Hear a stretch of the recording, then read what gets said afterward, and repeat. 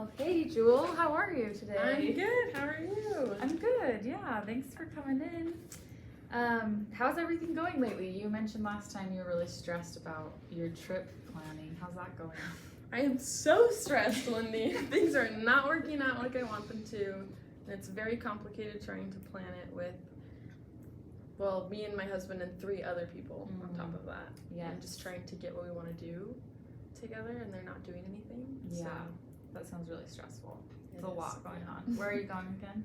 Spain. Okay, cool. Awesome. When do you leave? Next Friday. Okay, that's soon. That's Yes. super soon. Okay, well, I just was thinking after our last session, I have kind of just an exercise. I think it's more of a tool that can help us during stressful times like this. Would you be interested in learning a little bit more about it? Yeah. Okay, Yeah. awesome. So let's start with, we're gonna create a little map. And so you have a paper and pen. So we're gonna start with 2 different maps. So this method is just totally brain-based. It's not really philosophical, but it'll just help you kind of gain an awareness of where your stress is coming from and how it affects you. So start with just creating a little oval in the middle of your page and jot down the stressful situation that you have going on. So for you, you're stressed about trip planning. And then when you're done with that, just scatter all of your thoughts that you have about the trip, and don't edit anything, just let it flow for a while. And yeah, so just get out all of your stressful thoughts for a little bit.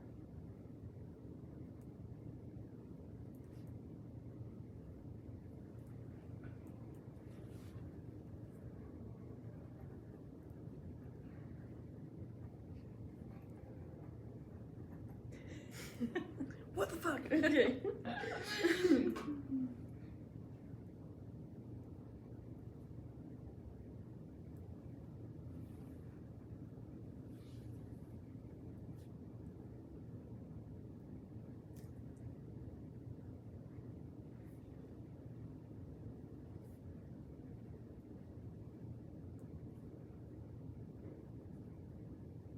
Okay, and you can just let me know when you're done with that.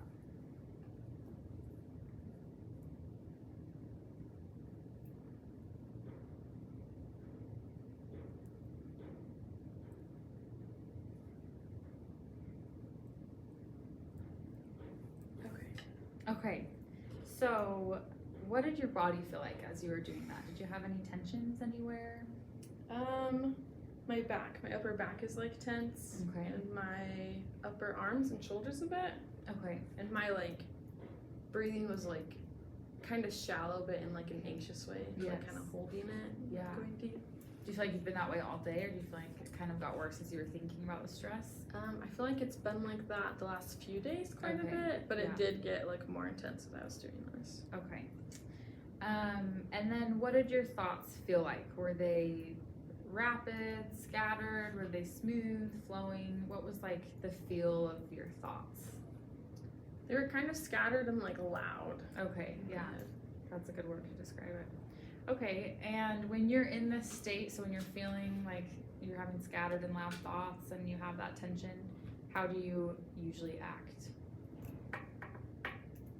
Anxious all over the place. Okay. I word vomit a Yeah, lot. totally. Same. Okay, well, we're gonna do the same map.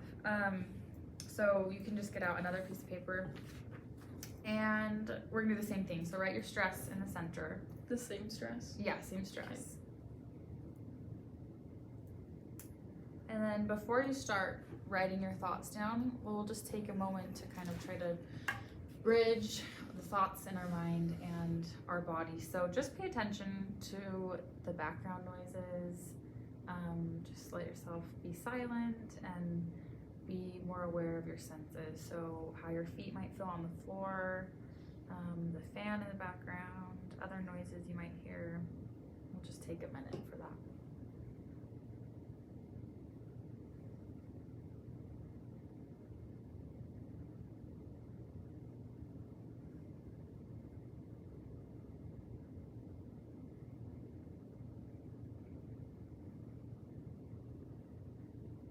Okay, and when you feel like you're ready, after sensing and coming back to your senses, you can start getting your thoughts out again.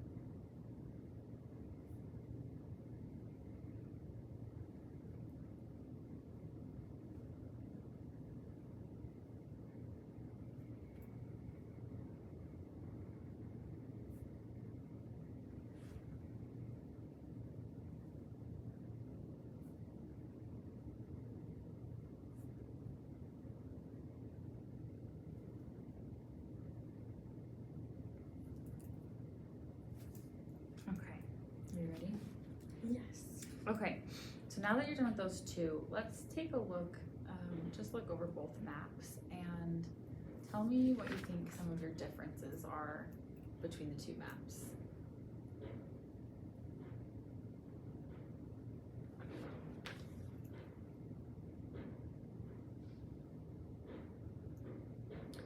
The first one is more like blamey, I feel like, and a little more just focused on me. Mm-hmm. And the second one, I think, has like room for both and still like space for me, but like being more like empowering of like I don't have to do what everyone else is doing. Mm-hmm. Yeah, that's a good observation. I love that. Anything else that you felt differently, maybe just like in your body, or how did your body tensions feel the second time through? I still had that like tense, deep chest breathing, but like the tension in my back and my shoulders was pretty much gone. Good. So you were able to relax a little bit. That's awesome. How did your thoughts feel this time around? So the first time you felt scattered and loud. How did they feel for this one? A little slower, I feel like. Yeah. Some of them would still be loud, but a lot more of them were kind of calmer. Okay. Awesome. That's great. Okay. And then when you were in that state of your second map, you're saying you're a little calmer and slower. How do you feel like you act when you're in that state?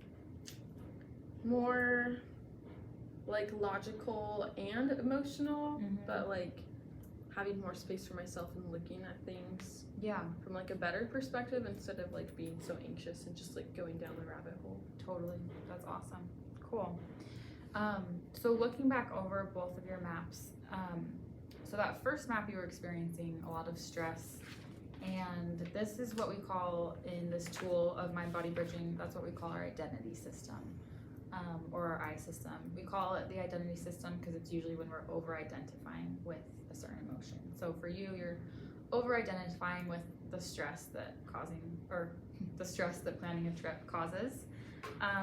And so the I system is really just like based off of stress, and it's very, I like that you mentioned that you were kind of blaming others and focusing more on yourself, because that's usually what happens in the I system. We're very self-referential and competitive, and so a lot of times we're in this state, we don't pay attention to others as much. But yeah, it's kind of the like default mode network of our brain, and so we're in our I system quite a lot. But when we're in the system, we kind of compromise our full self, and so our thinking becomes a little bit more collapsed. And then your second map showed your full self, so you were still dealing with the stress, but you were able to kind of calm your thoughts, identify some senses, and your true self is like your natural way of functioning. And so this is where we feel just less self-referential, less competitive, and we have kind of a greater way of like opening up our thoughts, so our thoughts aren't as compressed. Does that kind of make sense to you? Like, did you feel that difference as you were doing the maps? Yeah, I did. Yeah, good. I think, like, I would say it's important to note that being in the I system and being your true self aren't like necessarily good and bad. There's maybe like a purpose for both, but usually when we're in our true self or our natural self, that's kind of where we feel just like more of our just natural, like peaceful self. And so, yeah, that's kind of a way to get back to our natural self. Yeah, so that's kind of the purpose for mapping. What did you feel like as you were mapping? Did you feel like that helped you kind of get through some of your thoughts a little bit better?